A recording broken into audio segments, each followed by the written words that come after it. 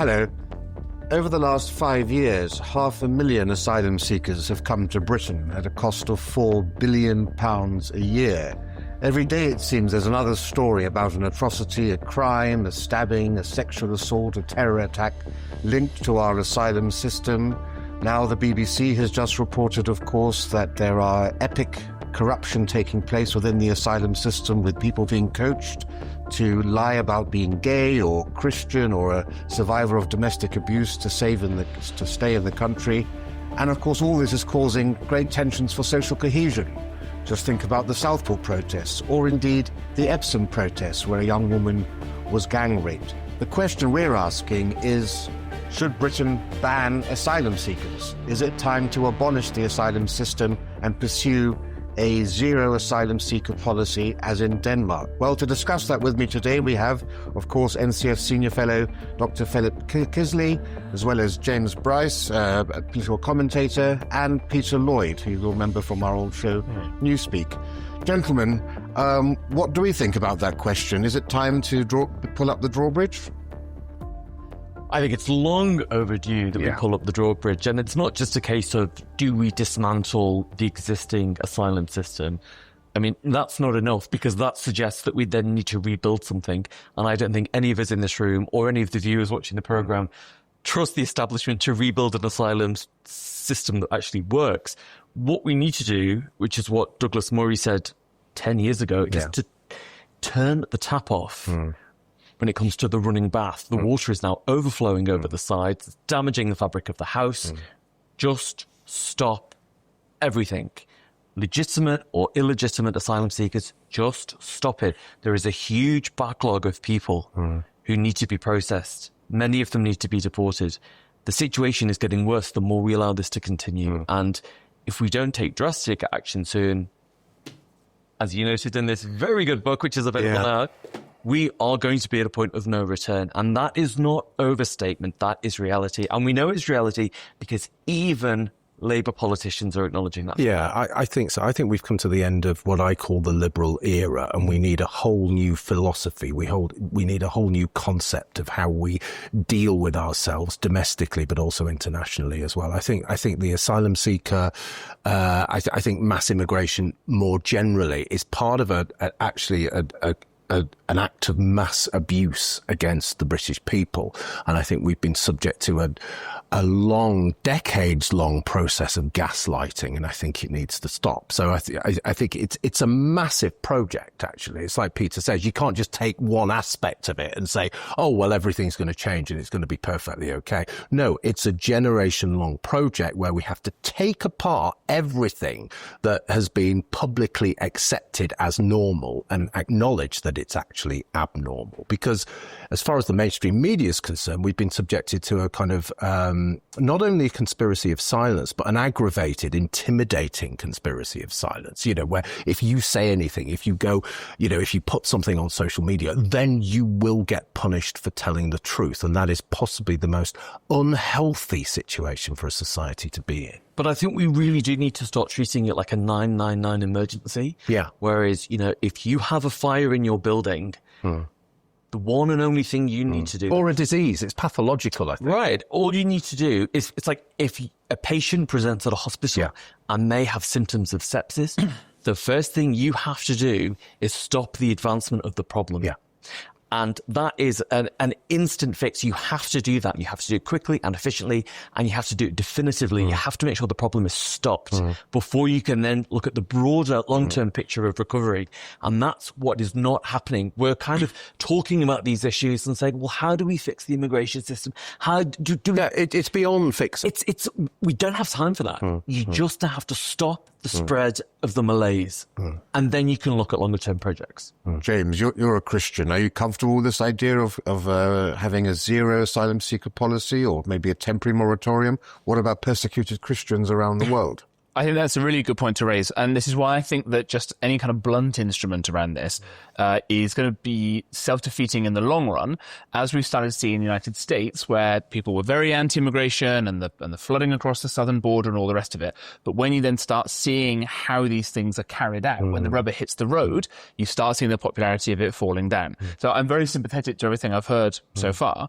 But I think when you start using, and I know you're using this stuff as a metaphor, but when a lot of people hear us talking about this as a sepsis and these sorts of issues, there'll be people that will get squeamish about this, because the reason we've got into this problem in the first place is because the British people are so kind and so generous by and large, much more so than almost everybody else. I think in cash terms, after the Americans, with much lower tax rates, we give more to charity than any other country in the world. Every time there's Red Nose Day and children in need, you see these sorts of, starving African children, all the rest of it. People put their hands in their pockets. Look at the numbers of Ukrainians who came in. Look at the numbers of Hong Kongers who come in, and so on. And it's that loveliness of the British people that has been so taken advantage of by all the villains that we know about, the kind of NGO types and all the rest of it.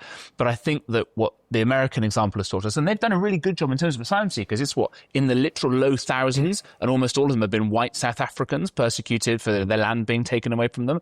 Nevertheless, it's become more polarizing and more difficult to get some of it done because they've gone in so loud, so bombastic in so many ways. Whereas actually the really effective stuff in the US has been how they have done it in a quite targeted manner, which maybe we could talk about some of the tactics of it. So I don't disagree with the nature of the problem, don't disagree with the scale of the problem, but I do think that when, let's say, a future right-wing government, whatever it looks like, comes into power, if it comes in all restore Britain and bombastic and all this kind of stuff, it's going to turn people against them very, very quickly. When you need populations to be on side for this stuff, to keep that kind of support going. Respectfully, I would disagree. I would say, the first point is, in terms of American immigration, the numbers on paper might look quite low. The illegal numbers, the amount of people flooding over the southern border, they are still substantial, and they were huge under Biden. So it's, I went to New York recently. There were literally hundreds of illegal migrants lining the streets. So it is a problem. And don't disagree. The second point is, we do need to have urgent action because this is an emergency. And also, like everybody else in the country, I support asylum seekers. I support the whole process, the whole premise of being an asylum seeker. I support people migrating from dangerous countries to safe countries. But we are an island that's very far removed from the Middle East. So I am more than happy for people to seek asylum in safe countries. That is a good thing. That is one of the benefits and the beauties of the West.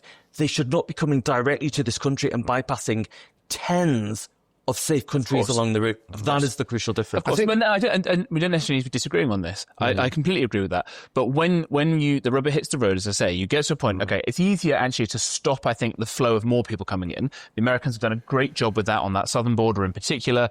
They've used technology, they've used just enforcing the law as is, all the rest of it. We've got, and not just the Rio Grande, but we have the English Channel, which makes it even easier to do that. We now know about how the ECHR gets in the way of it, all the rest of it. So you can stop that flow.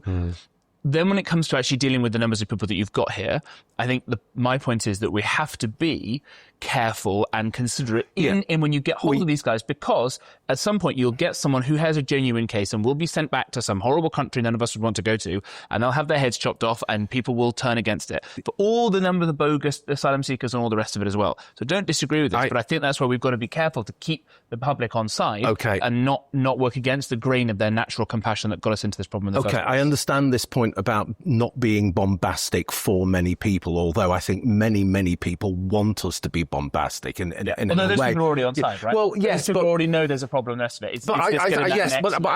I think the vast majority of the people in this country know there is a problem. I think it's about understanding and being able to articulate what has happened. I think that's the problem. We've been, as I say, we've been bullied into silence for so long. When you are not allowed to enunciate, when you're not allowed to express how you feel, it becomes very difficult and people get very, very confused. It's about actually a value judgment. We had a value judgment imposed on us, haven't we?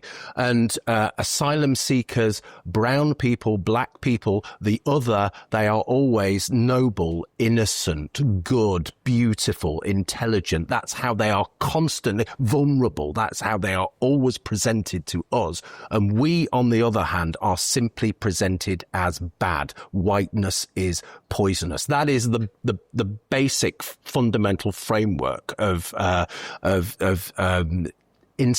public intellectual thought over the last 30 years. This is oppressor and oppressed, the oppressor and oppressed binary, isn't it? So we need to break that down, and we need people to be able to be comfortable with really vigorously pushing back on that, but understanding what all of that stuff means first. I think that is massively important. And this needs practice, doesn't it? Because if you're not allowed to say how you feel, and if you say how you feel, and my God, you're going to end up in prison, then, people do understandably keep silent. But when you've been silent so long, you're not quite sure how to express yourself in a meaningful way. So that's a nice way of putting it as well. I think so. There's the idea of pantsuit deportations. People have heard of this, and I've written something about this. This idea that for all the Trumps and the Farages kind of giving it the large one on this, on the continent, look at people like Mette Frederiksen in Denmark. When you mentioned Denmark at the start of this, the Swedes now doing this very well. The Swedes have gone from a totally insane system to one where they're now taking passports off people, giving them 5,000 kroner, and the tone is, I'm ever so sorry, we tried, we did our best, it's not worked out, and you're going to have to go now. And that's what someone like Katie Lamb does this really well. But that works for that extra portion of the country that needs to hear it in those terms. And you look at a lot of polling on this, that's what people, again, agree with the need for it, but they get squeamish when they see the stuff in Minnesota or whatever else. And instead what you need is people to go, I'm ever sorry, alas, it's a lamentation, it's not worked out, and you're going to have to go because you're not integrating. Just very briefly, Rafe, sorry. Do you know what the common through line, the thread with all of those countries who have now U-turned on their immigration policy is? That they started from a place of compassion, excessive, misplaced, suicidal empathy. That is where it came from. And I fully understand what you're getting at. And there is, of course, room for some compassion, but we are at breaking point. Well, the Danes didn't start like that. The Danes have just never really allowed this, and it was the centre-left party in Denmark who were quite so good on the immigration restrictions. And they did it again from a place of compassion, but not misplaced. From them, they were very good with lots of immigration means depressed wages, for example. Didn't work. It didn't. In Denmark, it's worked really effectively in all kinds of ways. That's the thing about Denmark. And they watched the Swedes, and what are you doing, guys? Why are you doing this? In Denmark, it's a cross-party issue, and you've got a former trade union leader, now the Prime Minister, calling for zero asylum seekers, something you couldn't imagine Angela Rayner or Keir Starmer ever advocating for. And as a result, there are no parties out on the fringes because they don't need to be, because as you say, it's and that's the alternative to the American option. If you can bring the entire nation with you together, but you can also do it on the grounds of compassion, because of course Danes are suffering, Danish pensioners. Every pound spent on the asylum system is a pound you don't have on your own, and that's how you can rephrase the whole, or reset the frame around the issue of compassion. But there is a way you can actually advocate for a modified asylum system, which is compassionate. It's something I've advocated for 10 years. I've been a lone voice in the wilderness until the last year or two on this. And what I've said is we need to get rid of the United Nations Convention on Refugees, 1951, which is no longer fit for purpose, and replace it with a new convention. Now, we can unilaterally secede from the convention, but I think the feeling about mass migration is such around the world that you could actually get a consensus together, because the 51 convention was all designed around what do we do with the Jews, and what do we do with the Eastern Europeans who can't go back to the communist world? Post-war. Yeah, so we were talking about Europeans or people who were basically from the Judeo-Christian tradition, and small numbers. Nobody foresaw the mass movement of peoples across continents. So my proposal is that we have a new convention on refugees, which says refugees must be rehoused within their continent of origin.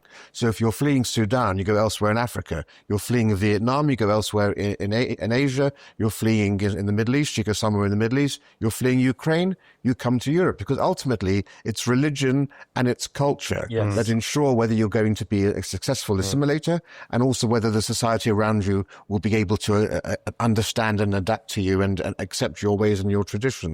And ideally, you should be geographically close to where you came from, because the whole point is you should go home. I mean, the Germans, after the Angela Merkel fiasco, now give temporary asylum visas.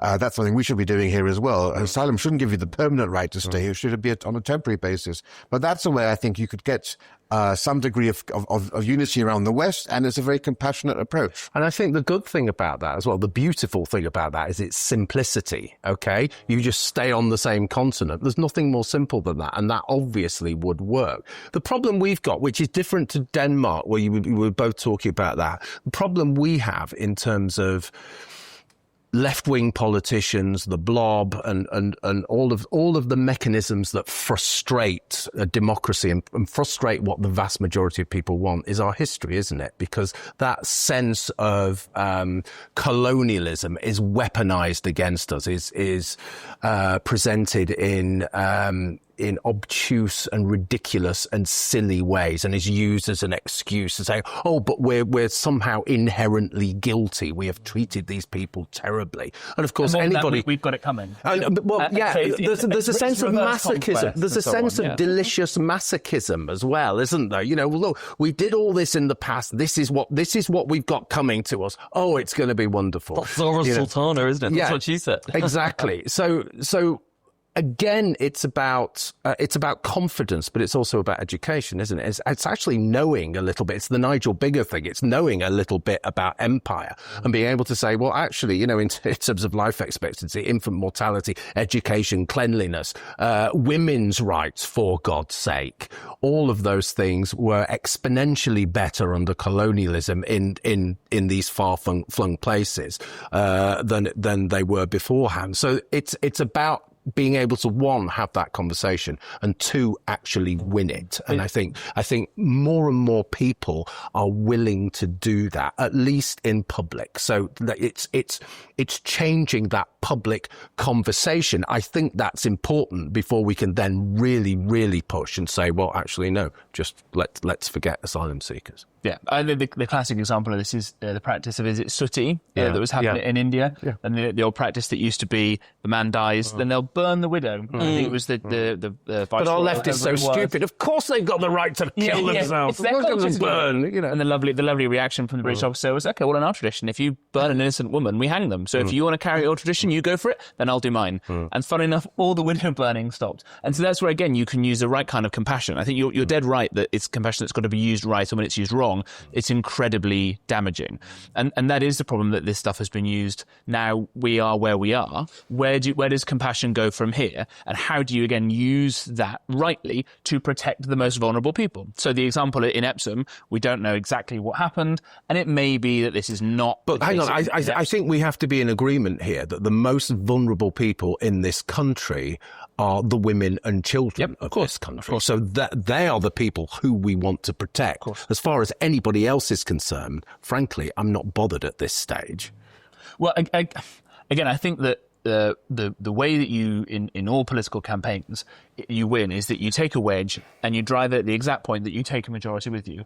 There's a very small number of people who disagree with that, right? Yeah. The only people that disagree with that are like the rape gangs themselves, and then a couple of completely brainwashed nutters, blue-haired, short-fringed people. So you can, so when you get that wedge in the right place and you take the vast majority of people with you, and again, it's using something like the Equality Act of 2010 that has been such a bogeyman for the last 16 years. So, well, pretty sure under that act, you wouldn't have been allowed to have that Trafalgar Square prayer where all the women were forced to go to the back, right? And start using some of those tools again for be a fun way of exposing some of these. I get where you're coming from, James, but sometimes I think what we need to do is rather radically transform the narrative and move the narrative, because sometimes bit by bit just doesn't work. We've been doing that for the last 30 years, and I'm not necessarily disagreeing with you here, but I think a different way of doing it is to just kind of actually draw a line in the sand and say, look, this has been happening for so long.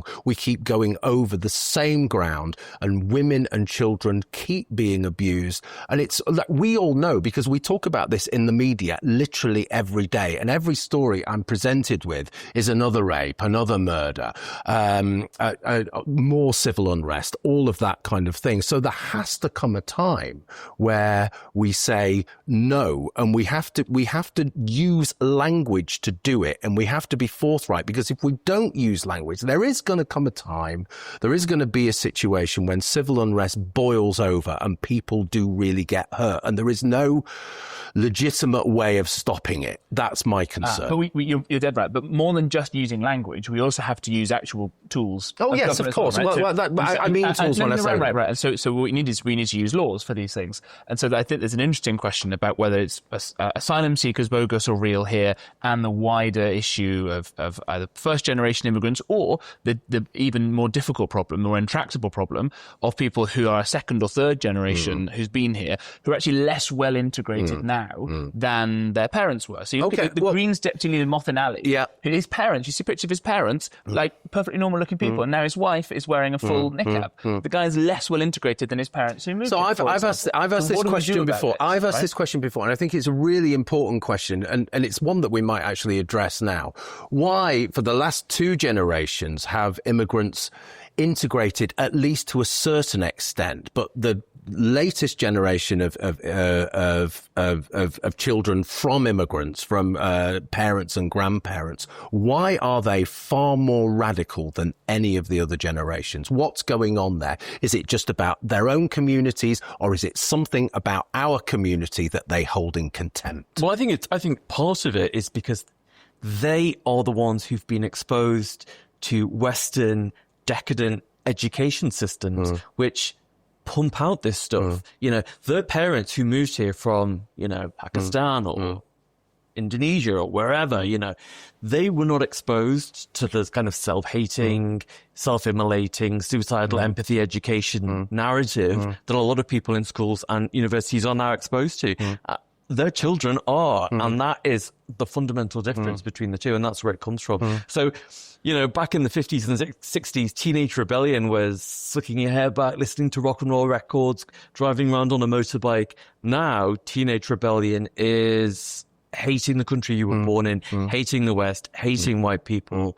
But there are plenty of white kids growing up who do all those things as well. That's exactly what you're saying there, isn't it? Yeah. I never said they didn't. But there are some groups who are integrating and assimilating better than others. For example, there was this bonkers study that was put out by the Chilterns Wildlife Trust or whatever it was. They said, we're so proud to be near Luton because Luton is so diverse, but lots of people in Luton don't like going to the countryside. Why is that? And I read this god-awful report, and it turns out that all the Indians who live nearby love it. They're perfectly fine. They go have picnics, they go on country walks, just the same as the white people they interviewed.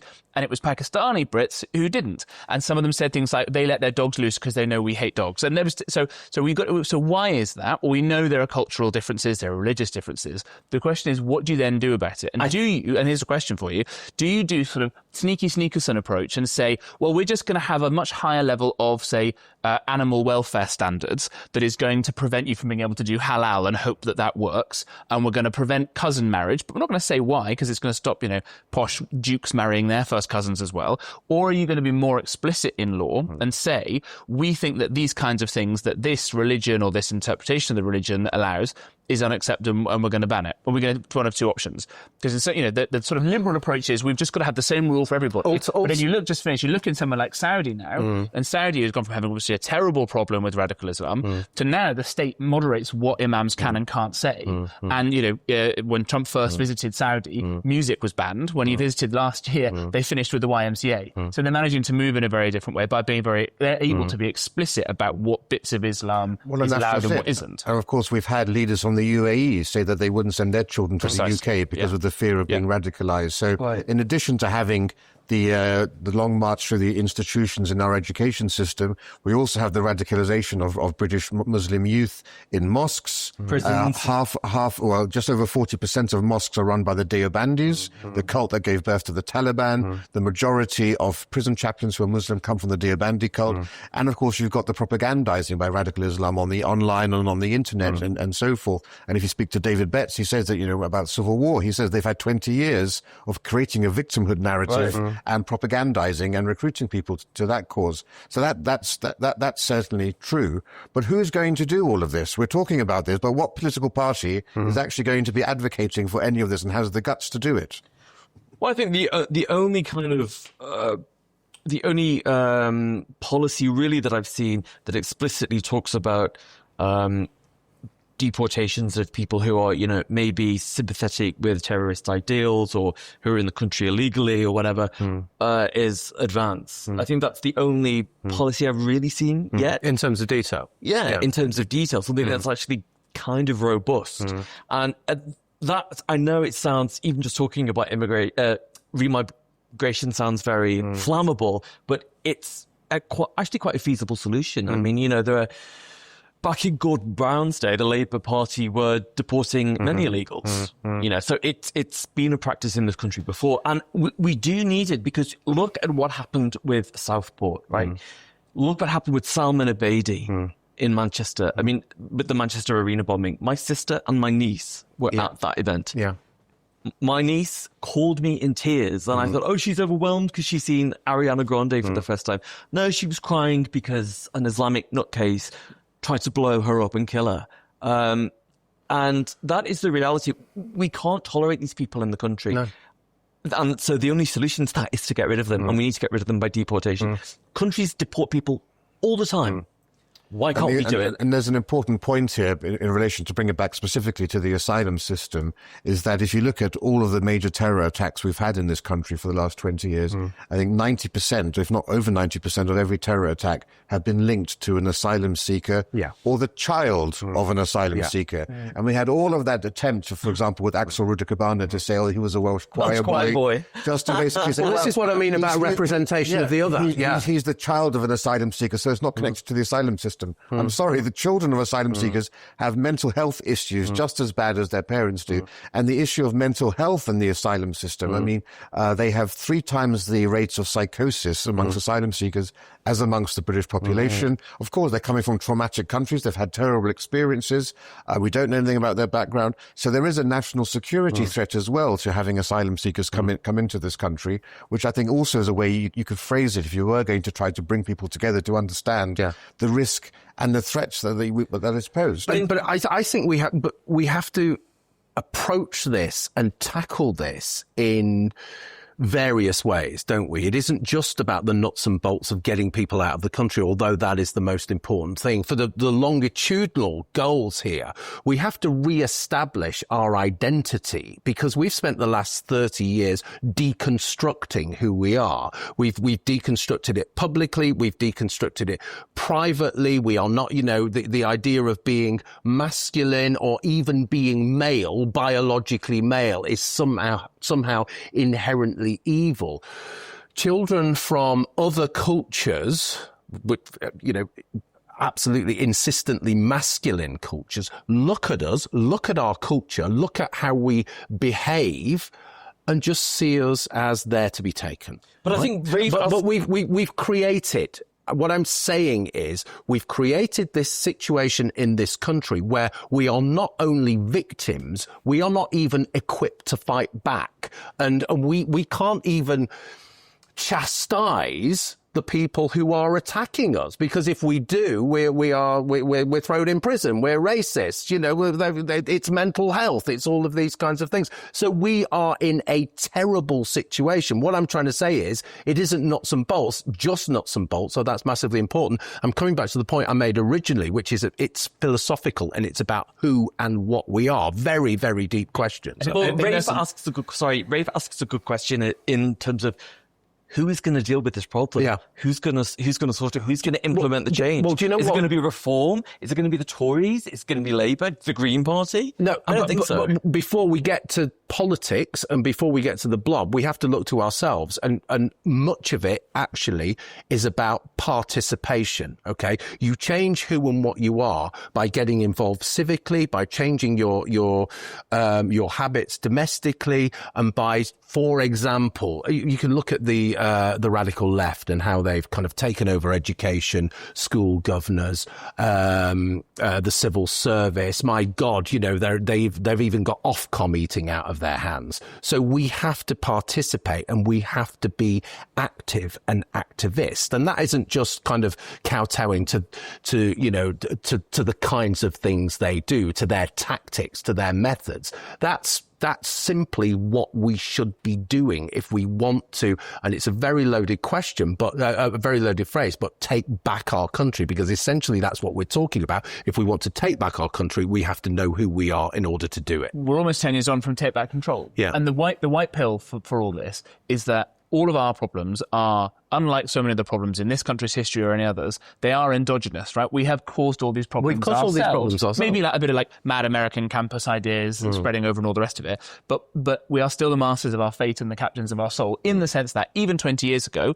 you mentioned about Brown and Blair, like asylum claims about 5% were successful. Now it's over 2/3. Right. There's something right there. Has the world got 2/3 worse? No, it hasn't. You can tell from the number of wars. It might seem like there's a lot of wars. There are fewer wars than there were in the noughties. So you can change that quite easily, right? Again, just takes a few civil servant strokes of a pen. We've got a lot of consensus on the ECHR now, which has got worse in the time that we've been talking in the last 20 years or so. But that can be, and there are people now of all parties working on that. That can be done. The benefits bill is obviously, we all know, again, absolutely wild. We are paying people to come here, to stay here, to not work, to hate us, all the rest of it. Quite easy. You get someone with a decent plan. You got to look at what the CSJ are doing or whatever. Get someone quite robust in the Department of Work and Pensions and just say, okay, we're just not going to pay our enemies to live here and hate us anymore. And suddenly a lot of these people will go, oh, okay, fair enough. Passport's not worth what I thought it was. I'm just going to go back to where I came from anyway. There are some things you can do, and we haven't done any of these things, nor have we done anything about our own culture. I think you're bang on this as well. We've done nothing on this at all to make people feel proud. We've done the opposite, exactly as you say. But the key point of what you're saying, sorry, just to interject, the key point of everything you're saying is we need to radically change the vocabulary. That's what you're saying.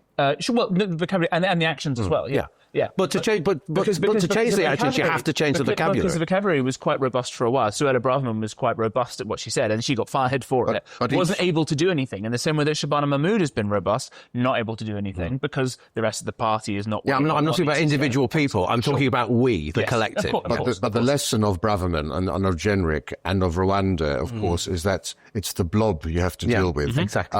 So I've said for a long time we need to remove the Home Office from immigration matters and have a separate Ministry of Immigration, which is staffed by people who are deliberately intent on reducing mass immigration and the asylum system, because the Home Office has been captured. It is now a fifth column working against the British interest. Just take, for example, we accept 62% of asylum applications, and we accept people who've been rejected in France, Germany. So they know that. So they've failed there. They come over here, and then we accept them. Spain only accepts 12% of asylum applications. We've got, we're way above the European Union average at 62%. And that's Pedro Sanchez. We need whole-scale institutional reform. Again, who is advocating for that? Well, I think the obvious solution to this, it's staring us right in the face. Literally, the answer is to elect Rafe Heydel-Mankoo as our Prime Minister, and you will be the Churchillian figure that will save the day. What do you think of that? So I think he's a shoo-in. You're right. You're right about all of these extra political mechanisms. We need to divest ourselves of them massively. I think that's an absolutely key thing. So, right, all lovely on theory and on paper, but boats are still going to be coming over the channel. So how do we stop them? How do we stop people still coming here? Right. Well, so the ECHR, I think, is a necessary but not sufficient part of it. I think that is obviously an easy thing. Dominic Cummings has written about how pathetically easy it is to actually stop the boats physically from coming over. But the kind of special forces guys who you would use to go and do it are currently being prosecuted by the Attorney General of the United Kingdom, for example. So there's an obvious bit of lawfare point there. Dead on again about taking back control for elected ministers and that whole blob issue. I would disagree slightly on the Home Office. At least with the Home Office, there are some teams in there who've been doing this stuff for a long time who are very robust on this. The problem you've got is that every other department wants loads of immigration. So when I was working in the Department for Education, they're desperate for it and to exclude students from it, all these numbers. You've also got an Islamic network in the Home Office. So it's not perfect, but you've got those in all the other departments. It's far from perfect. Right? Yeah. So there is a systematic routing out of this kind of stuff that is required. I'm not against the idea of there being a separate immigration department, but you have to realise that all the other departments have a finger in that pie as well that needs to be, I don't know what the metaphor will be, chopped off or taken out or whatever. So that I think is a big part of it as well. But I think, and then again, I think follow the money. I think it's a lot less satisfying than the sort of ICE agents coming along and all the rest of it. But if you cut off these funding routes, you cut off how wonderfully generous the hotels are compared to their tents in France or whatever, and you just reenact the kind of deterrent of Rwanda and all those sorts of things, that is going to have a huge impact. Because again, in America, America, they took the app that was used under the Biden administration to apply for asylum, and they turned that app into the self-deport app, and they'd pay for your flights as well. And that has been the thing that has got millions of people to leave America already. That's a really effective one. It's those less sexy policies. And then, of course, what you need is the politicians with the will. And I don't even think you need to leave the ECHR. I mean, we just need to repeal the Human Rights Act, essentially. Denmark was hauled before the ECHR on at least 3 occasions. And they said, well, what are you going to do about it? You don't have an international police force that's going to come and arrest the Prime Minister. We're a sovereign country. I'm sorry. Like it or lump it. How many divisions has the ECHR? And the key thing here, with all these silly schemes we keep seeing from Labour, which they're trying to use a teaspoon to empty a swimming pool with their one-in, one-out policy, make Britain less attractive than France. This is what the French politicians have said this for a long time. Get strong on the underground economy, have criminal sanctions and imprisonment for rogue employers, rogue landlords who don't do background checks on people, but also so much is spoken about closing down the hotels, but no one thinks about where they're going, and they're going into private accommodation. And I'd rather have asylum seekers on a golf course out of town rather than next door to my child's school or next door to me. So close down all private accommodation and build temporary refugee camps. After the Second World War, there were 250,000 Poles, women, children and the elderly in these camps for 10, 15 years. Very happy. My mother's cousins were there too. Fell in love, got married, never complained. Why do we have young men of fighting age having to be put up in 2-star, 3-star hotels, which is like the Ritz-Carlton if you're coming from a place in the Congo or wherever? That's what you need to do. And in terms of the boats, my policy has always been, get old cruise ships converted into prison ships or detention ships. And when boats come across, if you can't turn them back, put them onto these ships directly. When the ship is full up, you sail it off to a third party for processing, or you sell it to one of the British overseas territory, like the South Georgia Islands. And once a few of those ships have gone, the message will come back. You will never, ever set foot on Blighty. You're going to be on a windswept island in the Atlantic. And it'll only be a few months, I think, when that becomes just a little trip. Well, perfectly for Australia. Like the island of Nauru, precisely. But in terms of how and when these things will happen, if we're being realistic here, I think all of those are, fantastic solutions. And if we could implement them tomorrow, our problems wouldn't be over, but we'd be in a pretty good place. That's not going to happen. I think what we're actually going to need, I think things need to get even worse before we make any meaningful change. And I think we're looking at a national emergency, seriously, a national emergency like the 1970s, before people and civil unrest and civil disobedience and it's awful, but a real threat to the government before things do change and before any of that stuff happens. So I honestly think that's where Madeline Grant had a great Spectator piece where she talked about the difference between elections and elections. And some elections have a capital E, and they are about really big existential issues, and other ones that are about kind of bin collections and hospitals and stuff. The next one coming up really does feel like a capital E election. And I think a lot of people are holding out for that, whichever party it ends up being or coalition on the right. As long as you get something there, then I think there is a chance to put some of the stuff that Rafe and I have mentioned into place. If that goes wrong, then I agree with you, because then what happens? You get Prime Minister Polanski in 2034, and then it's so bad that as I was just travelling down here on the train today, and I was just looking through story after story after story of crisis, existential crisis for this country. We're talking about an election in 2 years' time. We're not going to make it. I think everybody should just stop paying tax. Yeah. Seriously, we haven't got time to wait for an election. Everybody should just stop paying their council tax, stop paying their income tax, grind the system to a halt, and then hold the government to ransom and say, fine, you won't do what we ask, we won't do what you ask. This is civil disobedience. It's the ultimate in civil disobedience. Let us know when you're ready to talk and we can strike a deal. That's how businessmen would do it. Why are we wasting time? Why are we still complying, by the rules when the government aren't living by the rules? It's ludicrous. Well, this reminds me of the Richard Roper, the man for all seasons line about this is an island thick with laws. If we start disobeying the laws, then what makes anybody here any better than the other people who are breaking them? But the point is you need to have good laws, and they need to be able to be upheld properly. A big part of the problem is we've had laws that have not been either well written or have been upheld properly. If we start getting to a level of I think the context is survival. I think the context is key here, and I think we are literally talking about certainly the survival of our culture, but also the survival of our society, because it's so close to breaking down. And I think we're beyond kind of, well, if we do that, then we're as bad as these people. We haven't got time to intellectualize it and make it like, something that you'd read in the New Statesman. We haven't got time for that bollocks. We've just got to do something. I just don't think the common law of England is bollocks, right? I think at this point, right? I almost don't give a fuck. So what's on tip? So a Tommy Robinson type figure or whatever takes power and there is a coup. Fine. Right?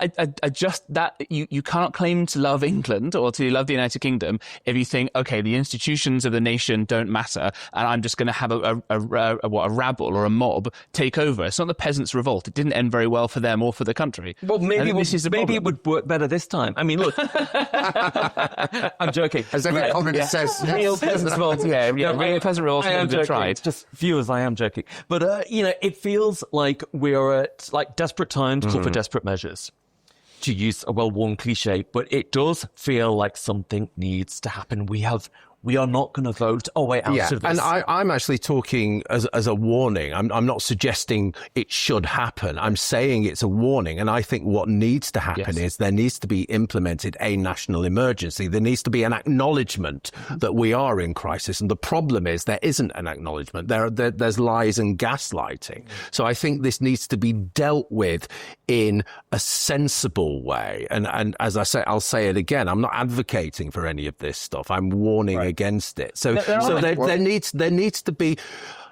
needs to be transparency, and there needs to be a sense of, we've got it wrong. Let's work together to see how we can make a profound, because we're all talking about profound change here, aren't we? We're not talking about just doing bits and pieces. We're talking about profound change. So there needs to be a line in the sand. There needs to be, as I say, some kind of national emergency acknowledgement, and we need to move forward from there. Well, gentlemen, people are listening to this, so hopefully the powers that be have taken heed of some points and perhaps ignored other points. On a watch list now, certainly something needs to be done within the next election or two. I think we only have 10 years to really get a hold on all of this if we have to have any hope of surviving and reversing course. But at least it goes to show that even though we're all on the right, we can still have robust opinions and a diversity of thought and opinion. Thanks very much to you all for joining us. Thank you very much for coming along. And we look forward to seeing you next time.